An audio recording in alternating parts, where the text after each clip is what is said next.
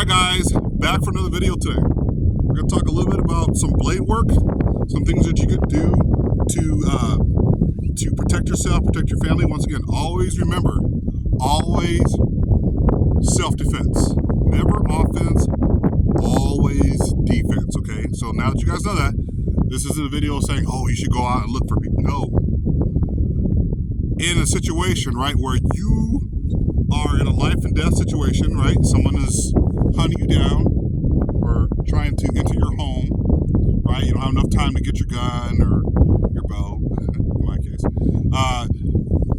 You have a knife, right? A knife, you always want to make sure that you know how to use a knife, right? You should be able to use any kind of weapon. Any kind of weapon that's the best way to do it, because a lot of people, when they do, they say, I'm just going to depend upon my gun for everything. Well, you may not have a gun. Certain places, you're not allowed to just open carry or have a holster or something on you. So now that knives are, way, way, way better, I'm just saying you should learn how to work with all kinds of weapons, different kinds of martial arts, different kinds of tools. Now, with a knife, always want to make sure you're safe, you're not endangering yourself or endangering other people. So, we're going to get into some tips on how to defend yourself with a knife. I haven't done one of these videos in a while, but I'm going to show you a little bit of footwork that you can use when it comes to knife work. Now, I want to be with, obviously, my knife in front of me. Some people say, oh, I'm going to do some kind of cool pose, or, first of all, doing any kind of, self-defense like this. First of all, your entire body is open, okay? So, in a situation where I am, defending myself with a knife, I want that thing out in front of me, right? That thing out in front of me as much as possible, okay? So it's more like this is more like a, I don't know, closer to machete. It's still kind of a knife. I think machete is probably a little longer, more sword-like, kind of, sort of. This is kind of a shorter variant of that. Once again, in that situation, right, where I am attacking, right, and I'm defending myself, once again, defending myself, not going out and looking for trouble. So people go to the wrong places, they're hanging out at bars and clubs. Don't be that guy. You're better off doing things, going to the gym. How many self-defense situations you see at a gym? Very, very rare, right? Unless you're Tekashi 6ix9ine, but I'll digress. But bars, clubs, concerts, theaters, places where people of different mindsets, drinking, some people are in a bad mood, bad breakup. People, have all kinds of issues, right? So I don't recommend being at huge crowded places. Being at huge crowded places invites someone to walk up behind you and do you in, right? They might not like you. They may be having a bad day. Their girlfriend may have broken up with them. Their boyfriend may have broken up with them. You happen to look like that person. Someone can go behind you and do something dirty. So, once again, with a knife, right? With a knife, my best bet is this, okay? I can do all kinds of work,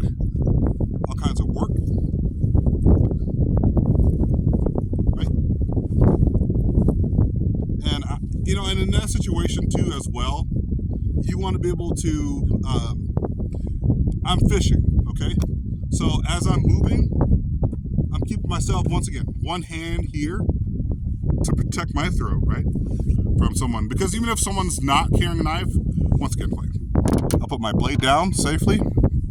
In a situation, right, in a self-defense situation, I want to be able to keep, some people fight like this, right? This hand protects your face. This hand is more or less a little bit more out there, maybe, than the front hand, right, where you can throw punches and stuff.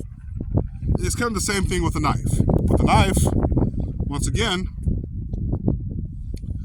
I'm southpaw, right? Which means my right hand would be first, and my power hand, my left hand, I can cock that back and hit somebody. But with a knife, it's different, okay? It's not the same thing. I don't want to be like this because I can get caught on the hands, on the face, arms, get caught, someone catch something, right? You don't want to do that. There's an artery right there, or vein. So with a knife, I want to be with my left foot forward and my lead hand. In this situation, my lead hand is going to be the one, doing the work, right? The blade should be in front of you. That right there is going to keep between you and your opponent, at least, right? And when you're using a knife, right? When you're using a knife, you want to be able to, it's fine cuts, guys. It's nothing crazy. Some people are like swinging and hacking and doing all this craziness, right? But when you're doing giant strikes, you're opening yourself up, right? So if I go here, now this whole area, I gotta wind back up and try to, come back, right? So in that situation, with some kind of a knife, what I'd want to do, maybe keep one finger behind here, depending upon where you're at. Now this knife right here doesn't really have the finger grip that I'd really prefer typically, and I don't want to have my finger here because the blade starts right here. So for me, my best bet is about like right here. And if you have a grip here, that would be sick, but this knife doesn't. It's a cool knife, but it doesn't. Okay, and also too, I don't want anything hanging off here. I don't even know why. It just looks weird, but if possible, I want as much grip on that knife as possible. Once again, those cuts are going to be fine cuts, like a mullet, right? And a lot of people think that in a knife situation, you're trying to go for the person's, you're going for their face, you're doing all this craziness. No, I would defer. I would say no. What you'd want to go for is their hand. If you can catch their hand, whatever's in their hand or their hand itself, you could take that out of the fight and then they can't fight you. They really can't fight you anymore, right? The hands is the most dangerous part, right? Because if they're reaching to grab you or going to throw you or going to like do some kind of a jab or do something, they may even have a knife in their hand, right? So my best bet is to go for the hand. If I can decommission the hand, there's nothing they can do in that situation. Okay, so once again, my cuts are going to be fine. They're going to be, my target area should be about like right here, right? Okay. So once again, if I'm moving, right, I shouldn't have to. Now, if they're throwing kicks, I can catch them with a kick, right? But typically, most people aren't throwing kicks. They are looking. This is their target. Here, about right here is their target. So they're going to try to, they're going to be trying to come around this way. If they're trying to go for your legs, if they're trying to, it's not much of a target down there, but up here is a target, okay? Up here is a target. And that's where I want to keep my blade at. You want to be able to eliminate as many variables as possible, right? So the variables, when I say variables, I'm talking about we're adding on, right? If my cuts are here, there's not that much room. I don't have to use wave my knife around as much as as possible. But if I'm doing this, now you have takes way more time to come back from here to here doing cuts like that, right? So I saw something the other day on social media, right? There's this guy I follow. He's a Filipino martial artist, right? He is really good, man. He can do all of the sticks, man. He's like really good. He's really, really good with sticks. But they were doing this exercise. Him and some other guys were doing this exercise where they were standing on a beam, right? They were standing on a beam, and they were just trying to hit each other, right, with sticks, not with the knife. They were trying to hit each other with their sticks. Okay. So as they were swinging, they were basically just hacking. Not really hacking, but yeah, kind of sort of hacking. So all the cool martial arts that people do, right? All the cool martial arts that people do, the katas and, you know, learning how to do all the cool stuff, right? All that stuff goes right out the window. You're just trying to hit that other guy here. They're obviously using short, you know, like the Eskrima sticks, but they were just trying to hit each other. And they looked more professional because they're trained. But it's basically the same thing when it comes to self-defense. All the katas and people, hiya, doing this whole stuff. And this right here teaches you how to move, right? It gets you comfortable with movement, right? It keeps you comfortable with movement. So, once again, you can practice katas and, you know, like with the sticks, you know, you can practice that stuff with Eskrima sticks, and I do that stuff, obviously, to keep myself proficient with using sticks, but at the same time, it's not a fight where someone's trying to hurt you or attack you. You're not going to be doing all the cool striking poses and stuff like that. It's life or death, right? So I'm seeing this guy on the beam, and they're just striking to see if they can tag each other. The sticks are like blunted, but still, it wasn't any cool like, hey, I'm gonna do some cool, you know, it's none of that stuff. All it is just quick movements. So when the other guy is coming in for a strike, he's just going in to tag the guy's hand. Because once again, the hand is the closest place, is the closest area to hit, to strike. When the person puts their hand out here, now all of a sudden you can, boom, catch that hand, right? Catch that hand,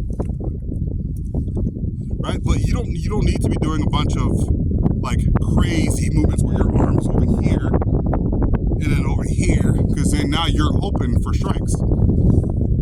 And you want to make yourself, last tip I'll say to you guys, you want to make yourself unpredictable, okay?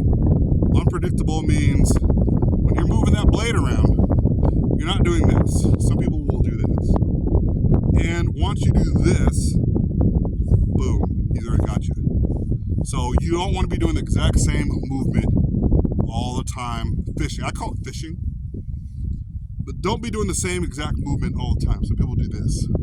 Once they go right here, boom, they get caught because they can't bring their hand back quick enough and now they got caught. And you don't want to get caught right here, okay? So when you're moving that blade around, once again, this hand's here, especially if he has a knife.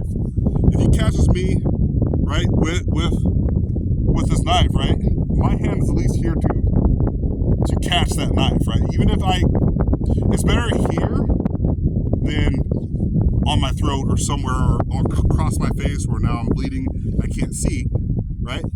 This hand is your last line of defense. So once again, right? And it's nothing expert. That's the thing, guys. A lot of people think you have to be like an expert. You have to be an expert swordsman or expert knife fighter. You have to be trained with all these professionals.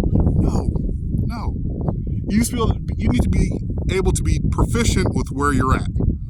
Once again, a lot of people say, well, going to a martial arts dojo makes me proficient, 100% proficient.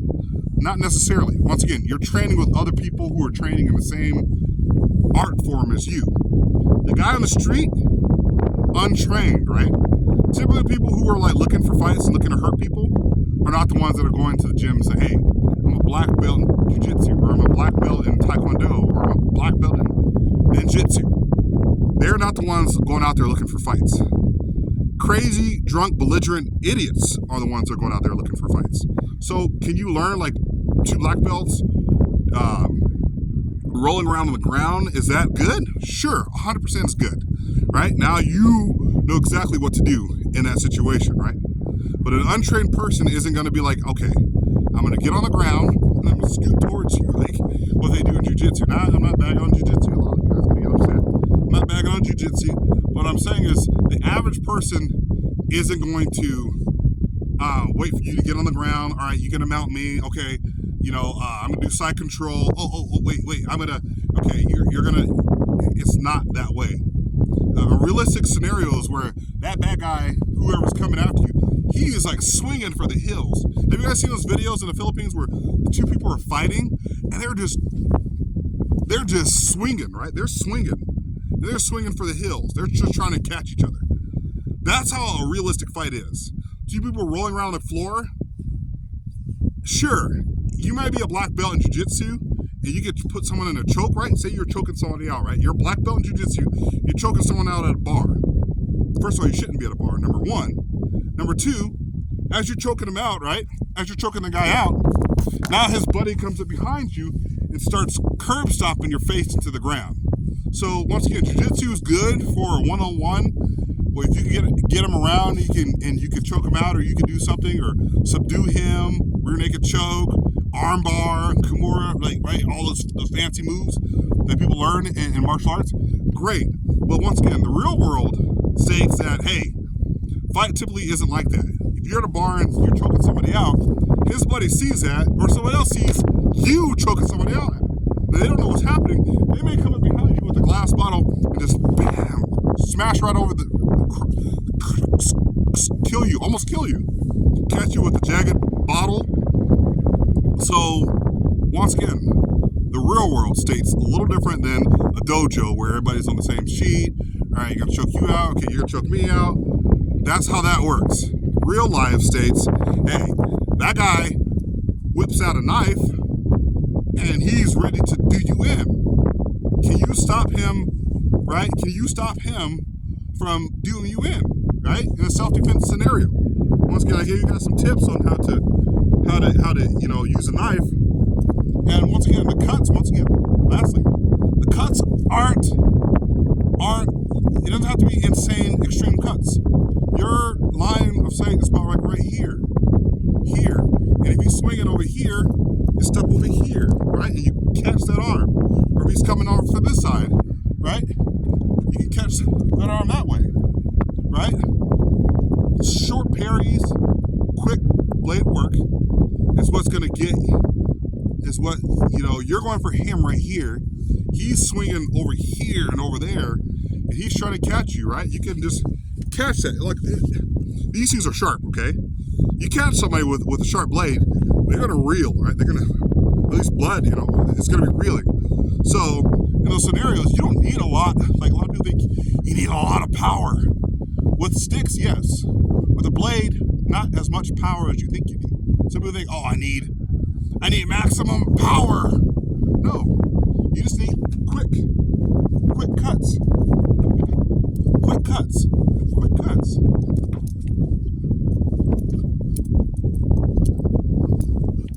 Right? Over here. Like, that's all it is, guys. Train, stay safe out there, and stay free.